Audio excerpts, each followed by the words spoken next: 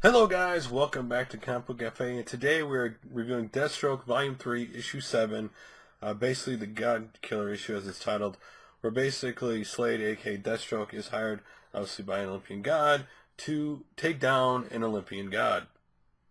And he gives him this really strong, powerful sword that'll allow him to do such. So we start off this issue, and he's with this group called the Dead Bastards. He's staying at their place, he has no money. So this comic book is written by Tony S. Daniel and James Bonney, and it is Tony S. Daniel, of course, does the art. Awesome artwork in this book. The artwork in this book is amazing. I love this kind of artwork in a comic book. Great detail. It's awesome. Now, we start off this book with, he says at the Dead Bastards group because he has no money. And normally he wouldn't take the contract like this, but because he's broke, he's going to take it. So we start off with him training to learn to use the sword, and they don't really think he's like trying as hard as he can because they don't think he feels like he's being challenged. And then he's like, "Okay, you're good enough. Now it's time to go do it." And he's like, "Hold on a minute," and he takes off, and you see him, go to this place, and his daughter's there, and clearly they have not a good relationship with his daughter or his son Jericho, which was not here at the time. And I was kind of trying to do the good thing. She's like, "Well, you look younger," and that kind of stuff. And, he's like, "I know I wasn't around. I know it's not going to just come into everything was patched up." But he wants to be there for her. And he says, "When's the last time you've seen your brother?" And he goes, "Me and my brother have one thing in common. We don't want to have nothing to do with you."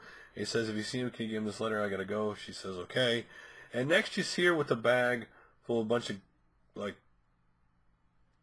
gold-like coins, like bullion coins or whatever, a bunch of coins in his bag, and her burning the letter. And that's all you see with that thing. So who knows where that's going, like the relationship and that stuff, like who knows exactly where that's all going. And then so he's basically been hired to take out Olympian God, and he's down and the sword tells him where he is, so he goes down to where he is, and he fights these creatures, easily dispatches the creatures, and they tell him to look out. It's funny because before we get to this part, because I kind of skipped ahead too quick, it's funny, before we get to this part, he says to watch out for the Amazons, and he's like, "What do you mean? I'll be fast and won't know I'm there," and he gets lost. And he doesn't know the sword can communicate with the guy who gave it to him, so he pops up, starts communicating to him. He goes, "Oh yeah, a floating head is not distracting at all." But he finds where he needs to go. He dispatches the enemies in there, and then the guy's not there. They see there's a statue there, and the Olympian God who's communicating with him says, "No, that's not him. Olympians like to play jokes and deceive." And Wade's like, "My gut feeling says he's there." And the eyes start to light up. He said, "No, I know he's in there." And the Olympian guy goes, "Wait, don't." And then he just smashed it with the sword. And then next thing you know, we see Wonder Woman at the entrance basically saying, "You don't know what you just released on everybody here." And, basically she's going to, take him in, stop him. And so that's the way it was actually a lot of, again, this book is more like an action-packed book. Really great art. You kind of can see the character, has a little bit of attitude on himself. Obviously, he's very confident in himself. But overall, a really good book if you like a lot of action. This is an interesting aspect that a mortal person with a sword from a god trying to go take out a mercenary, trying to go take out an Olympian god. And so there you go. So he didn't get to take him out yet. So next he's going to have to deal with Wonder Woman.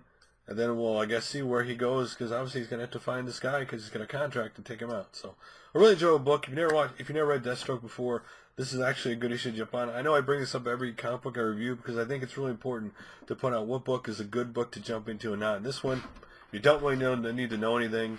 Clearly he's gotten younger, I guess, from the past. But this book, you really don't need to know much because it's really not, like, this book is not like, oh, you need to know all the backstory. All you need to know is Olympian God gave him the sword, and he's going to go take this guy out, and there's some family stuff involved, and the artwork's really good. So if you ever were interested in getting Deathstroke, this would be definitely a good chance. If you're not, then you can easily pass by it, but it was a really good book. Anyway, what do you guys think of Deathstroke Volume 3, Issue 7? I'm interested to see what happens after this. Definitely a book that actually got me interested in reading more, which I think is a very cool thing.